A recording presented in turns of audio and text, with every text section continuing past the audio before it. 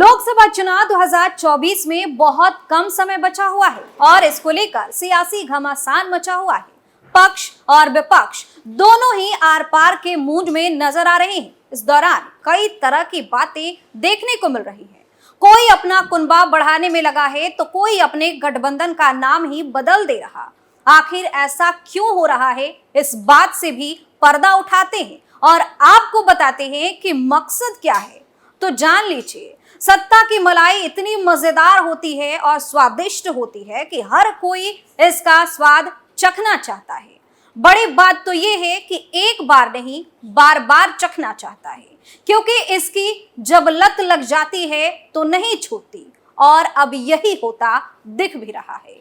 विपक्ष की कोशिश है कि चाहे कुछ भी हो, इस बार तो मलाई हमें ही खानी है। नमस्कार, हमारे इस बेहद ही खास प्रोग्राम पर्दाफाश में आपका स्वागत है और मैं हूं आपके साथ दिव्या सिंह।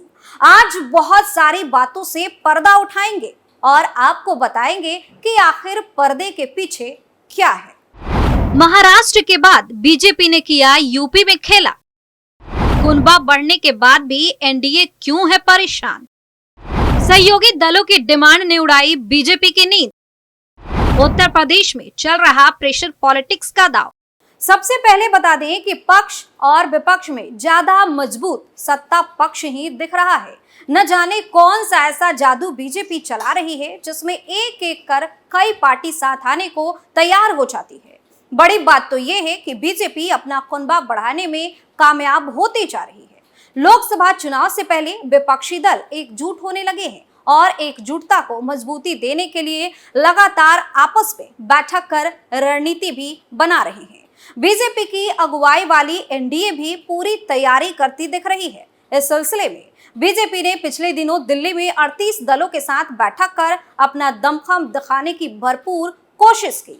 बीजेपी ने इस बार यूपी में 3 दलों को साथ जोड़कर अपना सियासी कुनबा बढ़ाया और समीकरण मजबूत होते दिख रहे हैं। लेकिन किसी ने क्या खूब कहा है कि जो होता है वो दिखता नहीं और जो दिखता है वो असलियत में होता नहीं। क्योंकि आज हम पर्दाफाश करेंगे प्रेशर पॉलिटिक्स का।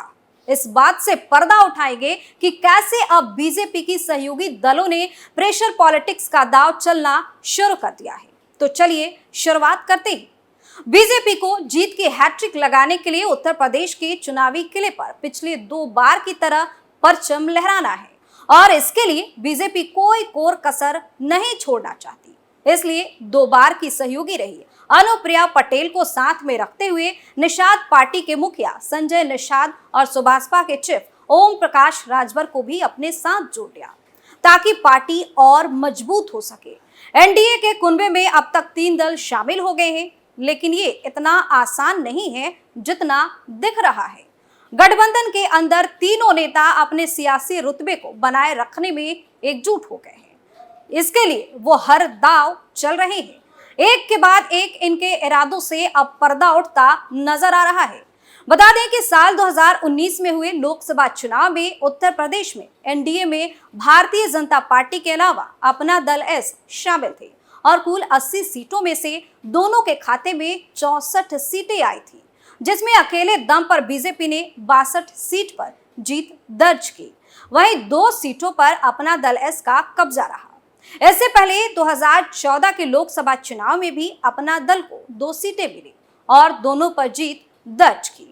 लेकिन कहते हैं कि कोई भी खुद को आगे ही बढ़ते देखना चाहता है। वही बात अब यहाँ पे भी लागू हो रही है। अपना दल एस अब 2 सीटों तक खुद को सीमित नहीं रखना चाहती और इसी को लेकर 2024 के चुनाव में 2 से ज्यादा सीटों पर चुनाव लड़ने की रणनीति बनाई है। ये तो अपना दल इसकी बात है। ऐसे ही निषाद पार्टी की अगर बात करें तो पार्टी अध्यक्ष संजय निषाद ने 2019 के लोकसभा चुनाव में अपने बेटे को बीजेपी के सिंबल पर लड़ाकर संसद भेज तो दिया, लेकिन अब इनके भी तेवर बदले नजर आ रहे हैं। खबर तो ये है कि अब अपनी पार्टी के चुनाव निशान पर लड़ने का संजय निषाद दम भर रहे हैं।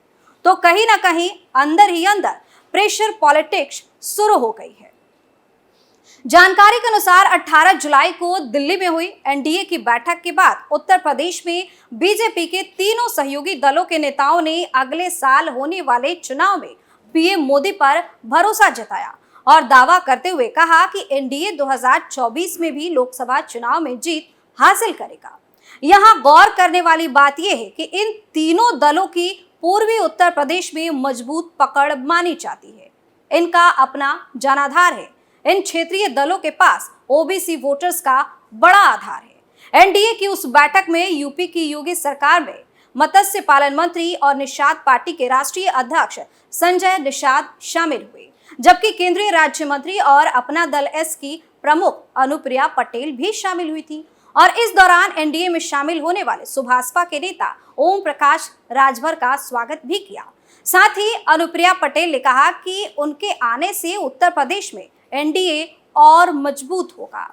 अब पर्दा तो इस बात से भी हटाना चाहिए कि ऊपरी तौर पर इन क्षेत्रीय दलों में एकता दिख रही है। क्या उतनी एकता अंदरूनी तौर पर भी बरकरार है? तो बता दें कि विपक्षी गठबंधन इंडिया के खिलाफ एनडीए को मजबूत करने में जुटे संजय निषाद ने अब बीजेपी को संदेश दे दिया है। संजय निषाद ने अपनी पार्टी के लिए ज्यादा सीट की बात रखते हुए कहा कि हमारी पार्टी लोकसभा की 37 सीटों पर चुनाव लड़ने को तैयार है और हम अपने ही चुनाव चिन्ह पर चुनाव लड़ेंगे। आगे की बातें संजय निषाद ने बड़ी चालाकी से की और बीजेपी पर पासा फेंकते हुए कहा है कि हम यह चाहते हैं कि बीजेपी को 2019 के आम चुनाव में जिन जिन सीटों पर शिकस्त मिली थी वो सभी सीटें हमें दे दी जाए। हम यहाँ पर जीत जरूर हासिल करेंगे। तो इस तरह से संजय निषाद की इरादों से पर्दा उठ गया है। निषाद ने अपनी सीट की दावेदारी की और साथ ही अपने सिंबल पर चुनाव लड़ने का दांव चल दिया।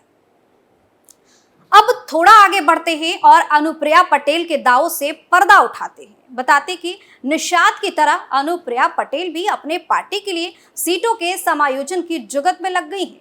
अनुप्रिया की अगुवाई वाली अपना दल एस भी बीजेपी से पिछली बार की तुलना में ज्यादा सीट इस बार चाह रही है। बताया जा रहा है कि एनडीए बैठक के दौरान अनुप्रिया ने अपनी डिमांड बीजेपी के सामने रख दी थी। वह 2024 के लिए कम से कम 5 सीटें चाह रही है। इतना ही नहीं, खबर तो ये भी है कि वह सोनभद्र लोकसभा की सीट भी बदलने के मूड में है। उनकी नजर अब प्रतापगढ़ और जालौन जैसी लोकसभा सीटों पर टिकी हुई है। अनुप्रिया पटेल के बाद अब पर्दा उठाने की बारी है राजभर के प्रेशर पॉलिटिक्स की। बता दें कि एनडीए खेमे में दोबारा से शामिल होने वाले ओम प्रकाश राजभर की महत्वाकांक्षा भी कुछ कम नहीं है। राजभर पूर्वांचल की कम से कम 3 सीटों पर चुनाव लड़ने का दम भर रहे हैं और अपने सिंबल पर कैंडिडेट उतारने की तैयारी में भी है। ओपी राजभर के बेटे अरविंद राजभर साफ कह चुके हैं कि हम बीजेपी के चुनाव निशान पर नहीं बल्कि अपने सिंबल पर चुनाव लड़ेंगे और ये गाजीपुर, लालगंज, अंबेडकर नगर, घोसी, आजमगढ़ और जौनपुर सीटों पर नजर टिकाए हुए हैं। अब समय आ गया है इस बात का पर्दाफाश करने का कि आखिर क्यों ये राजनीतिक पार्टियां इस तरह का दांव चल रही हैं। जानकारी के अनुसार ओम प्रकाश राजभर की पार्टी का असर पूर्वांचल में ज्यादा माना जाता है, तो संजय निषाद और अनुप्रिया पटेल का ग्राफ भी इसी इलाके में है। माना जा रहा है कि एनडीए में अनुप्रिया, राजभर, निषाद के एक साथ आने से पूर्वांचल में बीजेपी की स्थिति और मजबूत हुई है। लेकिन जिस तरह से तीनों सहयोगी दलों ने अपनी अपनी डिमांड रखनी शुरू कर दी है, उससे साफ है कि प्रेशर पॉलिटिक्स की कोशिश तेज है और ऐसे में बीजेपी के लिए यूपी में अपने तीनों सहयोगी दलों के बीच सीट बंटवारा करना आसान नहीं होगा। बड़ी बात तो यह है कि अनुप्रिया पटेल तीनों ही सहयोगी दल में खुद को सबसे बड़े दल के रूप में देखना चाहती हैं। इसलिए राजभर और संजय निषाद की पार्टी से ज्यादा सीटें चाहती हैं, जिसके चलते ही उन्होंने कहा है कि सीट बंटवारे के समय विधायकों की संख्या का भी ख्याल रखा जाए। इशारों में प्रिया ने बहुत कुछ बताने की कोशिश की है। वहीं ओम प्रकाश राजभर और संजय निषाद भी सीट शेयरिंग में अपने अपने लिए कम से कम 3 से 5 सीट चाहते हैं और साथ ही अपने सिंबल पर चुनाव लड़ने का दम भी भर रहे हैं। ऐसे में बीजेपी के लिए सीट शेयरिंग से लेकर सहयोगी दलों को साध कर रख पाना आसान नहीं है। जिस तरह की प्रेशर पॉलिटिक्स यूपी में देखने को मिल रही है, उसके बाद तो बीजेपी के लिए इन तीनों दलों की डिमांड पूरी करना आसान बात नहीं है।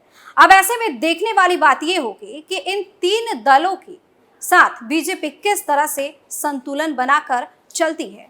पर्दाफाश में आज के लिए इतना ही। तमाम बड़े खबरों के लिए देखते रहिए कैपिटल टीवी उत्तर प्रदेश। नमस्कार।